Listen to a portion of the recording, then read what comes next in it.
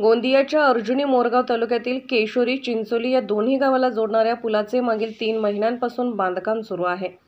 यासाठी पुलाच्या बाजूला पर्यायी रस्ता तयार करण्यात आला होता, मात्र काल झालेल्या मुसळधार पावसाने हा पर्यायी रस्ता पुराच्या पाण्याने वाहून गेल्याने बंद झाला आहे। याचा फटका शेतकऱ्यांसह शाळेचे विद्यार्थी व ये-जा करणाऱ्या सर्वसामान्य नागरिकांना बसला आहे। तर दुसरीकडे सध्या खरीपाचा हंगाम सुरू असून धान पिकाच्या रोवणीचे कामही सुरू असल्याने शेतकरी देखील आपल्या शेतात तसेच शाळेतील विद्यार्थी शाळेत जाऊ शकलेले नाहीत। विशेष म्हणजे याच वर्षी हा रस्ता दुसऱ्यांदा वाहून गेला आहे। पावसामुळे ह्या पुलाचे काम चालू आहे, तरी पण तो पुलाचा काम अधुरा असल्यामुळे त्याची चांगली मरम्मत करून द्यावी आणि सगळे आमचे कामं ह्या पाण्यामुळे खोरमलेले आहेत।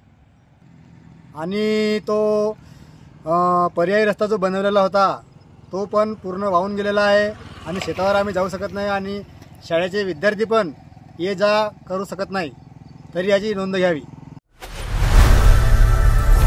लोकनायक न्यूज।